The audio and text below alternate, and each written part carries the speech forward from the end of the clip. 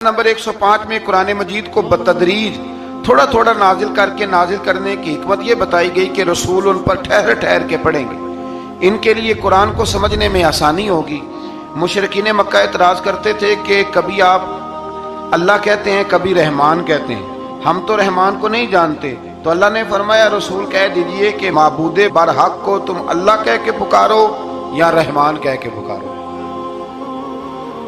तुम उसे जिस नाम से भी पुकारोगे सब उसी के नाम है, और उसे पुकारने में म्याना रवि से काम लो। आखिरी आयत में फरमाया कि अल्लाह की ना कोई औलाद है, ना कोई उसकी सल्तनत में उसका शरीक है, ना इसे किसी मददगार की ज़रूरत है, और आप इसकी किबरियाई को बयान करते रहिए। आगे शुरू हो जाती है सूरह कहफ। असहाबे कहफ का नाम तो सुना है ना माशाअल्लाह आप हज़रात। पहले इसकी फजीलत में एक हदीस ना बयान करूँ। नबी करीम सल्लल्लाहु अलैहि वसल्लम ने फरमाया, ये मुस्लिम शरीफ की हदीस है, दज्जाल आएगा क़यामत के करीब और बड़े लोगों को गुमराह करेगा। तो हुजूर ने फरमाया जो सूरह कहफ की 10 आयात जुबानी याद कर ले ना, वो दज्जाल के फितने से बच जाएगा। अल्लाह तौफीक अता फरमाए। इस सूरह मुबारका की आयत नंबर 9 से असहाबे कहफ का जिक्र शुरू होता है। असहाबे कहफ, जब हजरत ईसा अलैहिस्सलाम को अल्लाह करीम ने चौथे आसमान पे बुला लिया ना, तो दिकियानूस नाम का एक बादशाह हुआ बनी इसराइल के अंदर, बड़ा जालिम था। उसने गुमराही फैला दी और जो लोग माज़अल्लाह कुफ्र और शिरक नहीं करते थे उन्हें कत्ल करवा देता।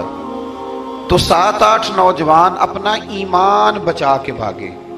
ओहो हो अल्लाह, सारी दुनिया माल बचा के भागती, वो 7-8 नौजवान अपना ईमान बचा के भागे कि ये हमें कहीं कुफर की तरफ न लौटा दे। तो जाके एक गार के अंदर चले गए, तो एक कुत्ता भी उनके साथ हो गया। उन्हें कुत्ते को बड़े रोड़े मारे कि ये अगर भौंकेगा, आवाज निकालेगा तो हम पकड़े जाएंगे, हमने तो छुपना है। पर उसको ना वलियों से प्यार हो गया था। उसने कहा भगाओ जितना मर्जी मुझे, फितरत मेरी है कि मैं भौंकता हूं, पर जब अल्लाह के वली हों तो फिर मैं अदब करता हूं। ये कुरानी वाकया। अच्छा, ये ऐन वो वाकया है कुरान मजीद का कि जो बहुत सारी चीजों पर वैसे ही नास है और बहुत सारी जुबानें वैसे ही गुंग हो जाती। तो वो 6-7 लोग थे, वो चले गए गार के अंदर, जाकर उन्होंने पनाह ले ली। बादशाह को पता चल गया कि गार के अंदर है। अच्छा, अल्लाह की कुदरत जैसे ही दाखिल हुए इन्हें नींद आ गई, ये सो गए। और कुरान मजीद कहता है, कुरान मजीद के ये लफ्ज हैं कि कुत्ता गार के मुंह पर बाजू फैला के बैठ गया, गोया अपने मालिकों की खिदमत कर रहा है। अब मियाँ साहब की एक बात कर लें दरमियान में।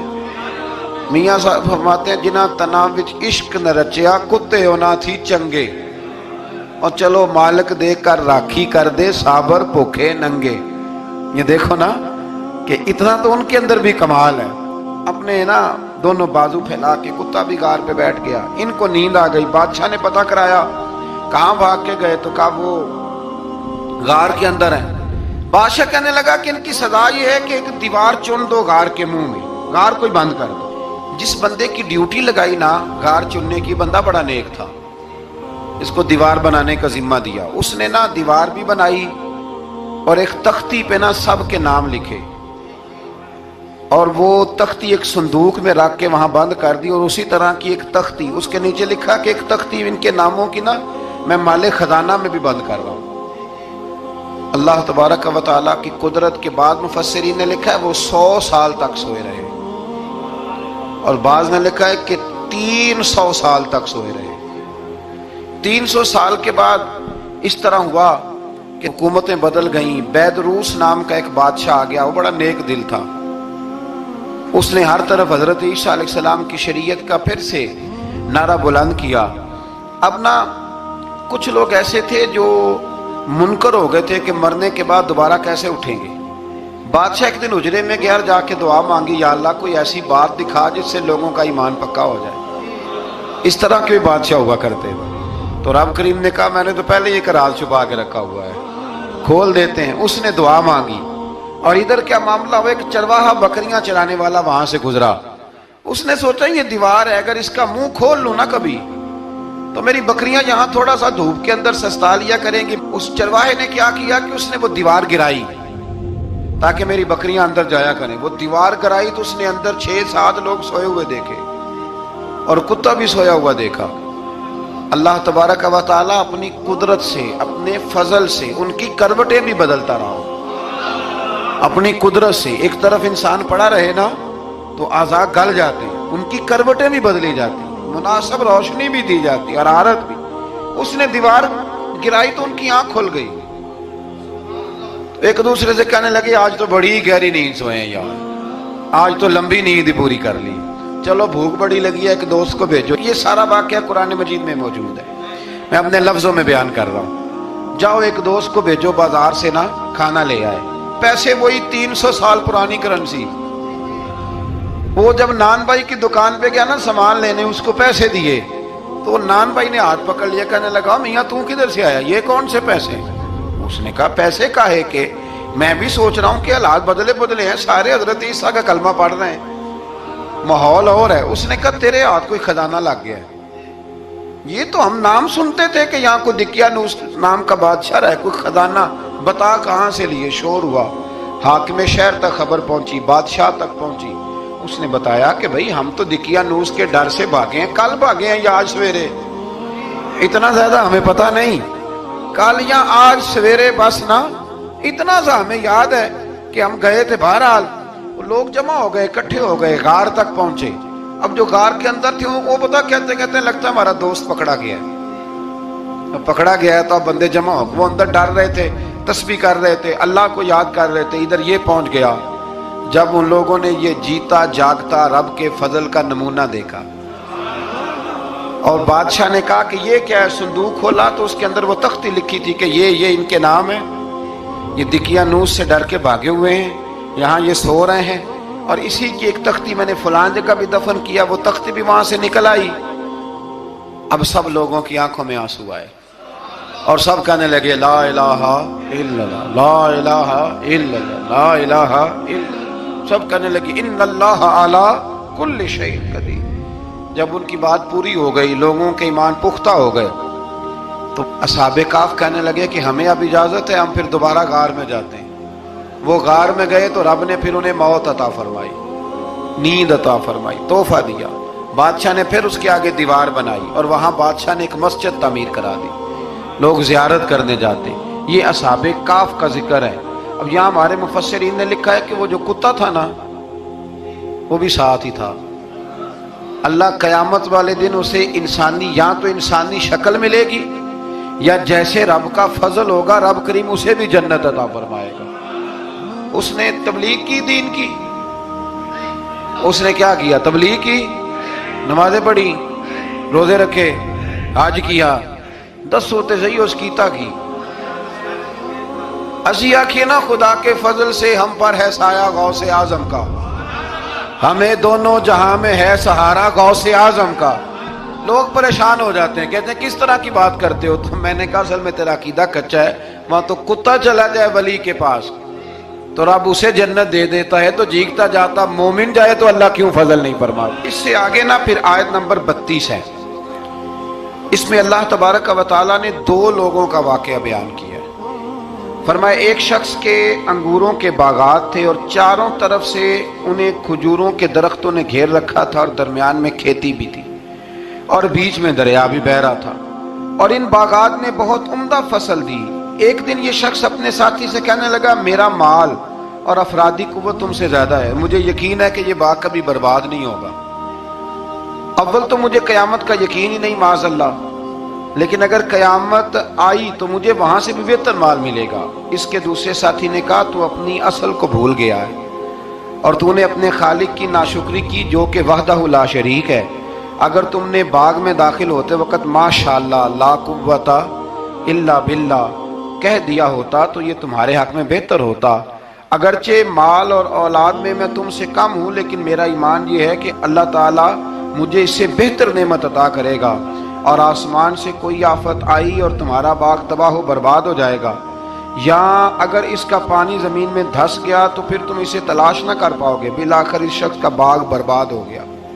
وہ جو کہتا تھا نا مجھے یقین نہیں قیامت نہیں آئے گی، اس کا باغ ہی، اور وہ کف افسوس ملتے ہوئے کہنے لگا کاش میں نے شرک نہ کیا ہوتا، لیکن پھر اس کا کوئی نہ مددگار تھا اور نہ حمایتی۔ آیت نمبر 45 میں اللہ تعالیٰ نے دنیا کی زندگی کی ناپائیداری کو ایک مثال سے بیان فرمایا کہ آسمان سے بارش نازل ہوئی، گھنا سبزہ نکلا، پھر وہ سوکھ کر چورا چورا ہو گیا، جسے ہوا اڑا کے لے گئی۔ مال اور بیٹے تو محض جیتی دنیا کا سنگار ہے، جب تک تم زندہ ہو تب تک مال بھی ہیں اور بیٹے بھی ہیں۔ والباقیات الصالحات، اگر کچھ ہے باقی رہے گی تو تمہارے اچھے اعمال باقی رہیں گے، اور اگر اولاد نیک ہوئی تو وہ بھی باقیات الصالحات میں شامل ہو جائے گی۔ آیت نمبر 47 سے فرمایا کہ قیامت کے دن تمام روئے زمین پر ایک کھلے میدان کی صورت میں ہوگا، سب لوگ صف باندھے رب کے حضور اکیلے حاضر ہوں گے اور اپنے اعمال ناموں کو دیکھ کر خوف زدہ ہوں گے، کہیں گے ہائے افسوس، اس اعمال نامے کو کیا ہوا، اس نے نہ کوئی صغیرہ گناہ چھوڑا نہ کبیرہ، مگر سب کو شمار کیا۔ آیت نمبر 50 میں حضرت آدم علیہ السلام کو فرشتوں کے سجدہ، ابلیس کی نافرمانی اور شیطان اور اس کی ذریت کے انسان کے دشمن ہونے کا بیان ہے۔ آگے پھر ذکر شروع ہو جاتا ہے حضرت موسیٰ علیہ السلام اور حضرت خضر علیہ السلام کا۔ یہ لفظ خضر بھی ہے اور خضر بھی ہے، یہ دو تین طریقوں سے پڑھا جاتا ہے۔ حضرت خضر کے بارے میں مختلف روایات ہیں کہ یہ ولی ہیں کہ نبی ہیں، لیکن مضبوط رائے اکثر بزرگوں کی یہی ہے کہ یہ بھی اللہ کے نبی ہیں، اور بعض نے لکھا ہے یہ ہمیشہ سے زندہ ہیں۔ یہ دو اللہ کے نبی حضرت الیاس علیہ السلام اور حضرت خضر علیہ السلام، یہ دونوں ہر سال حج میں بھی جاتے ہیں،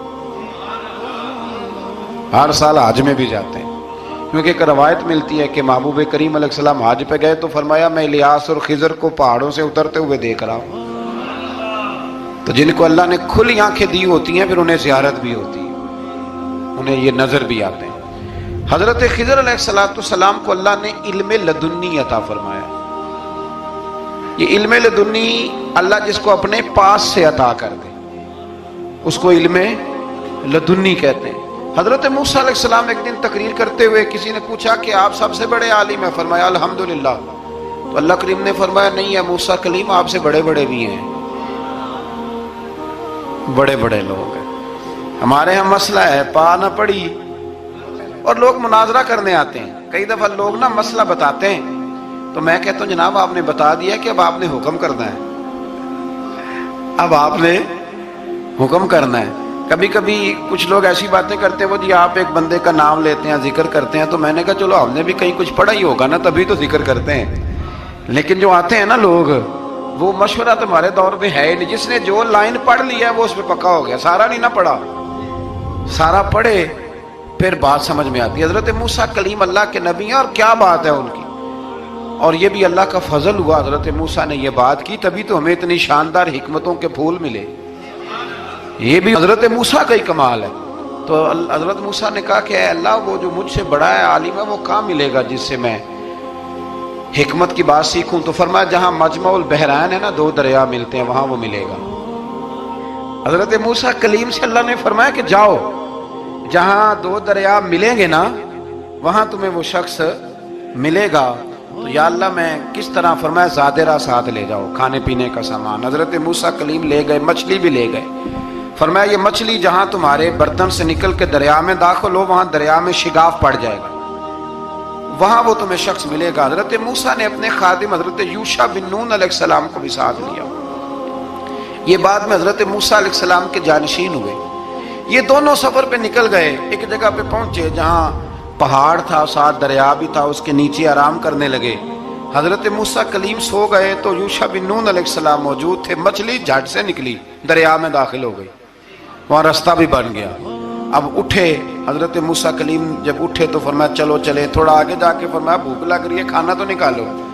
انہیں یاد آیا، کہنے لگے حضور مچھلی تو دریا میں چلی گئی تھی۔ فرمایا تو نے بتایا نہیں، وہی تو ہماری منزل تھی جہاں مچھلی دریا میں گئی۔ پھر وہاں سے واپس آئے قدموں کے نشانوں پہ، وہاں پہنچے جہاں مچھلی گئی تھی، تو وہاں ایک شخص لیٹا ہوا تھا چادر لے کے۔ آپ نے سلام لی تو انہوں نے کہا وعلیکم السلام یا موسیٰ کلیم اللہ۔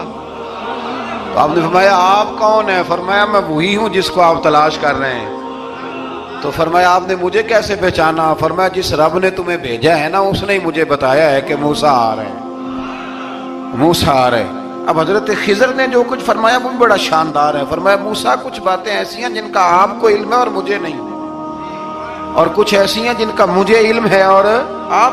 اللہ اکبر، یہ کبھی ہماری سمجھ میں بات آ جائے یہ کبھی سمجھ میں آ جائے. کچھ باتیں ایسی ہیں جس کا مجھے علم ہے اور یہ بڑے بڑے سیانے بندے نہیں مانتے.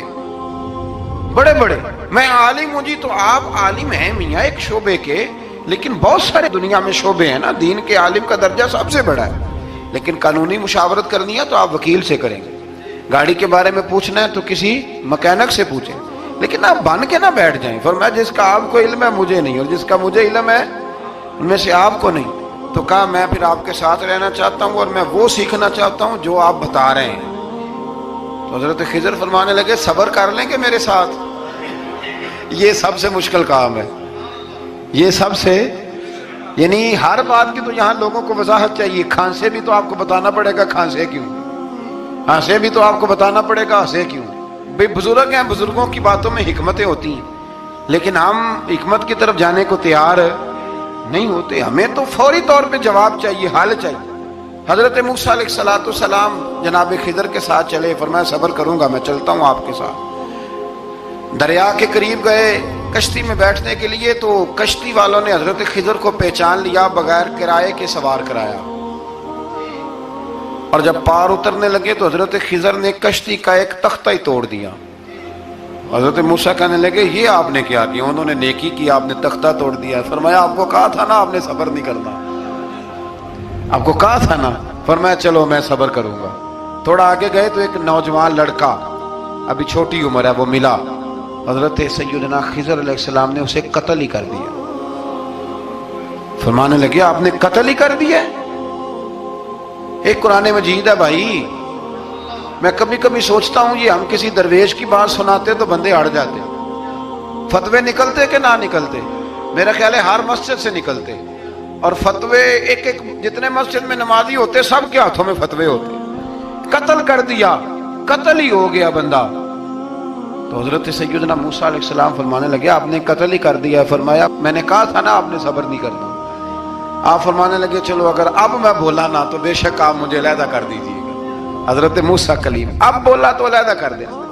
ایک بستی میں داخل ہوئے، بستی کے لوگوں سے پانی مانگا تو انہوں نے پانی بھی نہ دیا، آرام کرنے کو جگہ بھی نہ دی. پر وہاں ایک دیوار گر رہی تھی، حضرت خضر علیہ السلام نے سیدھی کرنی شروع کر دی.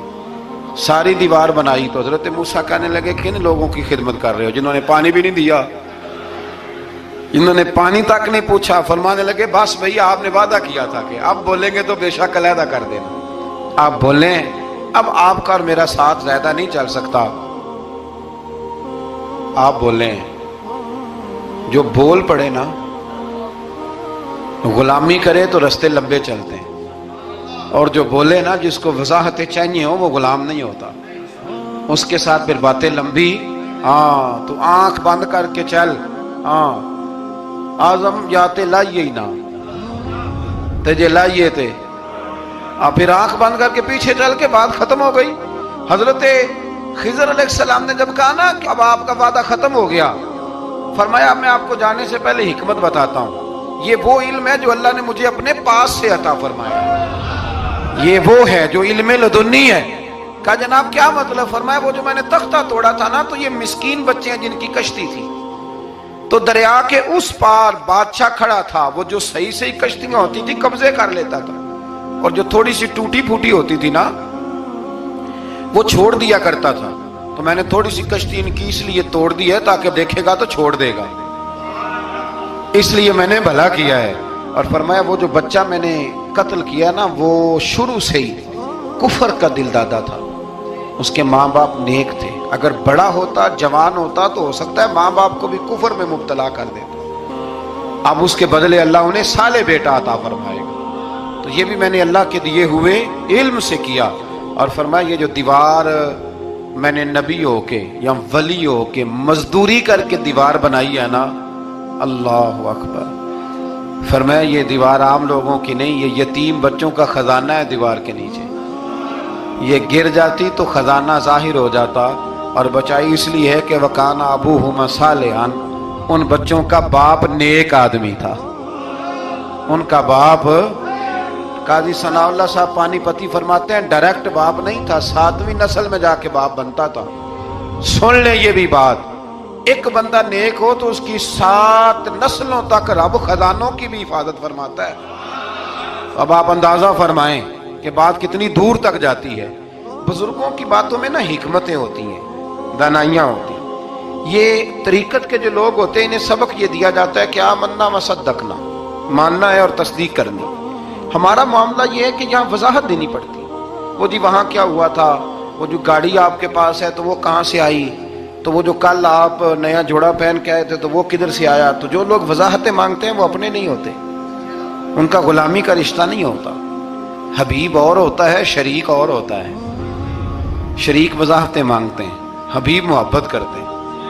ہمارا آج سب سے بڑا المیہ یہ ہے، سب سے بڑا، کہ ہم کسی حکمت کے تحت کوئی بندہ اگر کوئی کام کر رہا ہے تو مجبوری ہے کہ ہمیں وہ حکمت بتائی جائے، ایسا نہ کریں۔ یہ طریقہ حضرت غوث اعظم رضی اللہ تعالیٰ عنہ، حضور غوث پاک رضی اللہ تعالیٰ عنہ کو ایک شخص ملنے آ گیا۔ ملا علی قاری نے لکھا ہے، آپ کے ایک مرید نے کہا چل میرے پیر سے ملنے، کہنے لگا میں نہیں جاتا ملنے کسی پیر شیر سے۔ کہا نہیں آؤ تو صحیح۔ وہ آیا نہ تو اس نے دیکھا کہ 50 گھوڑے عربی نسل کے کھڑے ہیں غوث پاک کے دروازے، موٹے تازے چوڑے عربی نسل کے گھوڑے۔ اس کے ذہن میں خیال آیا، کہنے لگا یار سواری کے لیے اگر رکھے ہیں تو ایک بھی کافی تھا، 50 کی کیا ضرورت تھی۔ اللہ اکبر۔ اب واقعی 50 کھڑے تھے، مرید کے پاس جواب ہی کوئی نہیں تھا۔ کہنے لگا یار پتہ مجھے بھی کوئی نہیں، لیکن حضرت صاحب نے رکھے ہیں تو حکمت ضرور کوئی ہوگی، حکمت ضرور کوئی، اس کی کوئی حکمت ہوگی۔ اللہ اکبر۔ وہ چلے گئے واپس۔ وہ روز تنقید کرتا، کیسا تیرا پیر ہے 50 گھوڑے رکھے ہوئے، کیسے تیرا پیر ہے 50 گھوڑے رکھے ہوئے۔ کچھ دن گزرے تو ملا علی قاری کہتے ہیں وہ اعتراض کرنے والے کے پیٹ میں کوئی تکلیف ہوئی، بغداد کے سب سے بڑے طبیب کے پاس گیا۔ اس نے کہا تیرا تو جگر تباہ ہو گیا ہے، عربی نسل کا ایک گھوڑا چاہیے، اس کو ذبح کریں گے، اس کا جگر نکالیں گے، اس کی دوائی بنا کے تجھے کھلائیں گے اور 50 گھوڑے ہوں گے تو تو بچے گا۔ اب پریشان ہو گیا، کہنے لگا گھوڑے ہیں تو صحیح، پر جو میں حال کر رہا ہوں گا گھوڑے تو نہیں ملیں گے، میرا تو جوتوں والا کام ہے، وہ شاید مل جائیں۔ لیکن جب انسان مرنے لگتا ہے تو پھر اس کو ڈوبتے کو تنکے کا سہارا۔ اپنے دوست کے پاس گیا، کہنے لگا چل تیرے پیر کے پاس چلے۔ اس نے کہا تجھے نہیں لے کے جانا، تو تنقید کرتا ہے۔ کہتا ہے ایک دفعہ چاہیے کیا؟ کہا گھوڑے۔ کہنے لگا تیرے لیے رکھے ہیں کوئی، جا دوڑ جا، میرے حضرت صاحب کی ضرورت کیا ہے۔ لیکن جب غوث اعظم کی خانقاہ میں داخل ہوئے نا تو حضور غوث اعظم اٹھ کے ملے۔ اللہ والے دلوں میں باتیں نہیں رکھتے، ماتھا چوما اور فرمانے لگے میاں تو ایک دن نا میری گلی سے گزر رہا تھا تو میری تیرے اوپر نظر پڑی، جو مجھے نظر آیا تو بیمار ہوگا اور تیرا علاج عربی نسل کے 50 گھوڑوں کی وجہ سے ہوگا، تو میں نے تیرے لیے لا کے کھڑے کیے ہوئے ہیں، تیرے لیے ہی کھڑے کیے ہیں۔ اب تو نہ گھر بھی لے جانے کی ضرورت نہیں، چارہ بھی میرے مرید ہی ڈال دیا کریں گے۔ تو اس طرح کرنا، روز آنا ایک گھوڑا لے جانا، پھر اگلے دن آنا تو دوسرا۔ وہ خدا کے بندے تیرے لیے رکھے تھے، تو تنقید کر رہا ہے۔ اللہ کے بندے پردہ پوش ہوتے ہیں۔ ہاں شرط یہ ہے کہ وہ بندہ صالح ہو، دیندار ہو، وہ والا پیر نہ ہو جو نماز بھی نہ پڑھے اور گھوڑے 15 رکھے ہوئے ہوں اس نے، وہ والا معاملہ نہ ہو۔ تو میرے عزیز یہ یاد رکھیں کہ اللہ تبارک و تعالیٰ کا بندہ جب آپ کا روحانی علاج کرتا ہے نا، روحانی علاج سے مطلب جادو ٹونے کا علاج نہیں، روحانی علاج وہ ہوتا ہے کہ میرے گناہوں کا علاج ہو جائے، حسد بغض کینہ عداوت یہ نکل جائے۔ تو وہ کچھ ایسے نسخے بتاتا ہے جو سمجھ میں مرید کی نہیں آتے، لیکن وہ ضروری ہوتے ہیں۔ انہی نسخوں کو استعمال کرنے سے انسان کا فائدہ ہوتا ہے۔ جی کرنے والے لوگ ہمیشہ کامیاب رہتے ہیں، وہ ماں باپ کے آگے کریں، استاد کے آگے کریں، شیخ کے آگے کریں۔ اور جن کو وضاحتوں کی ضرورت ہوتی ہے، ہاں ایک شرعی بات ضرور ہے، وہ ضرور سن لیں۔ اگر آپ کو کہیں کچھ شرعی قباحت نظر آئے جو قرآن و سنت سے ٹکراتی ہو تو وہ آپ پر فرض ہے آپ اپنے مرشد سے پوچھیں۔ کتنی بڑی بات کر رہا ہوں، یعنی جو چیز قرآن و سنت سے ٹکرا رہی ہو اس کی وضاحت طلب کرنا ضروری ہوتا ہے، اور جو دین سے نہ ٹکرائے اس پر آپ وضاحتیں پوچھتے ہیں تو پھر اس کا مطلب ہے کہ آپ علاج کرانے میں سنجیدہ نہیں ہیں۔ اللہ تعالیٰ قرآن مجید کو سمجھنے کی توفیق